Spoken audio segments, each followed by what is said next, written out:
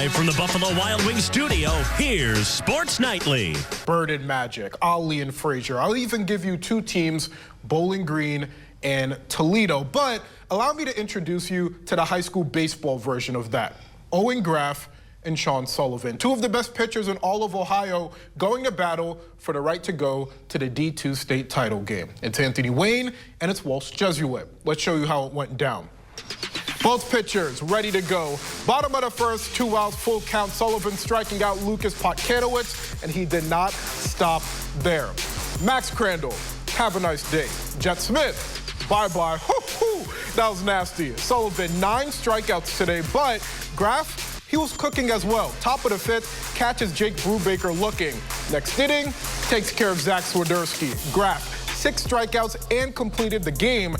Meanwhile, Sullivan taken out in the bottom of the 7th for Josh Pearson. No score. Max Crandall finds a gap in left field. The first hit of the day for A-Dub. Crandall going for second, and he's gonna beat the throw to the plate. Next batter, Smith laying down a bunt. Swiderski hesitating, and Smith is safe at first. Then moments later, Ben Nikars pops one up in foul territory. Brubaker doesn't let it drop. That clears the way for Caden Rouser, who beats the throw to home. Anthony Wayne walks it off again. A 1-0 win. The Generals are going to the state title game. Rick and Mason, thank you, and they said it. Just an unreal performance by both pitchers. And you'll notice the biggest number, literally, is 98. That was the number of pitches thrown by Sullivan. Graff throwing 29 fewer. You can see why Sullivan came out in that 7th inning, while Graff finished the game for the Generals and delivered the win.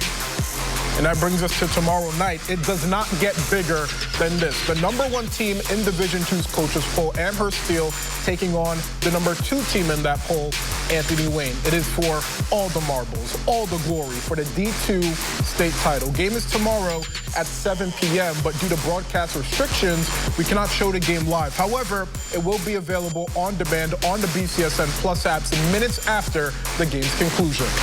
We have another team in our area prepping for a state Final Four game. Before heading out to Canton, I sat down with Perrysburg head coach Dave Hall to talk Final Four, the depth of the Yellow Jackets, and much more.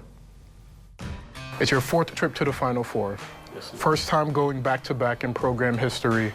What is different about this year? It's a surprise.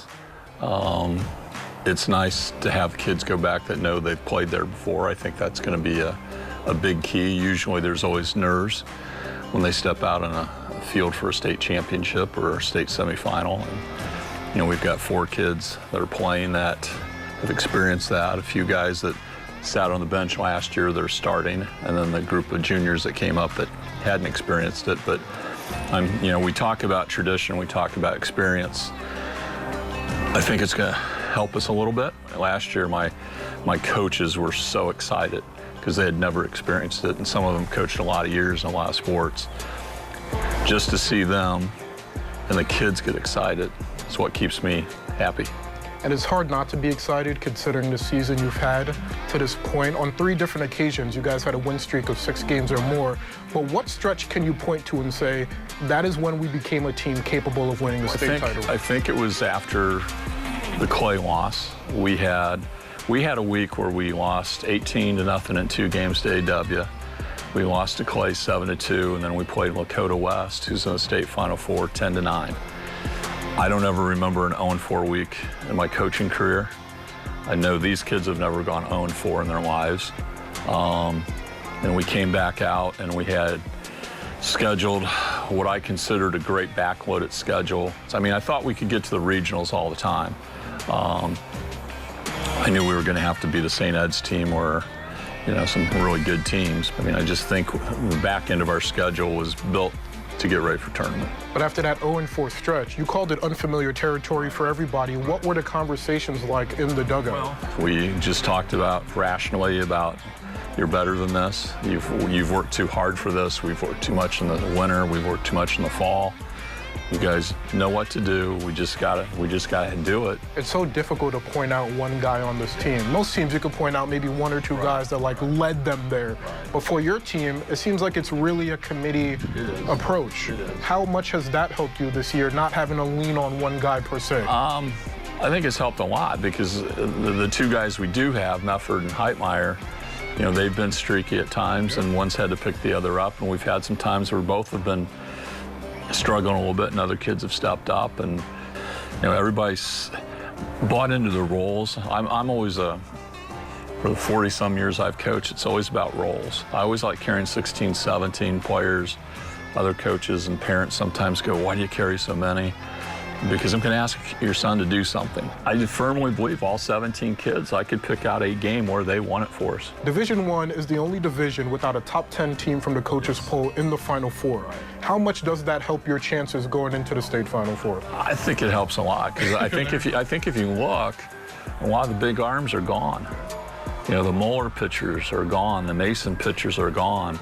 I look at Springboro, our opponent, they have pitchers similar to us. They're going to be 82, 84, good breaking balls, pitch backwards, but that's not 88, 89. That's not 90. So I think there'll be competitive games,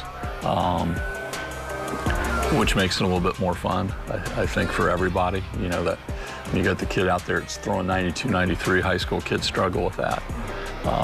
So it's a matter of who's going to put the ball in play and makes the fewest mistakes. But to put it simply, what will it take for you guys to come back to Perrysburg with the state title? I think we just have to keep what we're doing, is getting timely hits, pitchers making great location on their pitches, and playing air-free baseball. I mean, it's pretty simple, and we got to be a little bit lucky at this stage. You got to get the break, you got to get the ball that's landed fair by that far, and you got to have their ball go that far foul. And sometimes it takes an umpire's call, good or bad. Everybody's good at this stage. It's just the intangibles that come through. And I think our kids believe that no matter what, whether we win or lose, I'm proud of them. And as you heard from Coach Hall, the Yellow Jackets are 17 players deep. You don't find that very often. I caught up with 5 of those players to discuss how the 2024 season ended, their mindset coming into this year, and what needs to happen for Perrysburg to win a state title. It just wasn't quite enough, though, and Mason defeats Perrysburg 1-0 to advance to the state final, ending a great year for the Yellow Jackets. I would say pretty devastating. I mean, we played very well that game and just came up a little short. Really surreal still that we were there, but there's definitely that, you know, hole in my heart that I felt when we got defeated. It was pretty heartbreaking. I mean, it was just, like, it definitely sucked. It definitely hurt, especially knowing that I was going to come in that state semifinal game and get an opportunity to throw.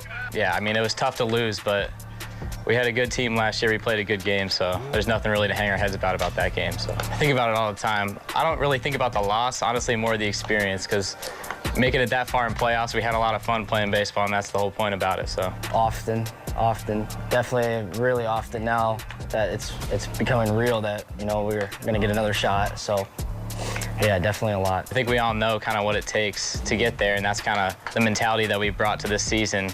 We all wanted to be back there and not just be there, but win a game and win the championship. I knew I had to step up.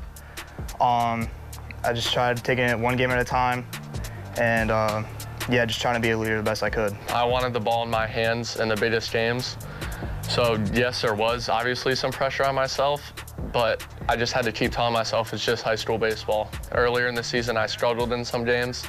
And I just kept telling myself I'm just here to have fun. That's all I am. That definitely, I think, is amplifying the feeling this year of that hunger again to succeed. So it's going to take a lot of confidence, a lot of determination. I think everybody's just going to have to be on the same page wanting to win. I don't think we have to do anything crazy. Just got to play our game, stay loose, have fun, just kind of do our thing. Don't think too much about it. In the playoffs, we've been very hot. We stay to ourselves.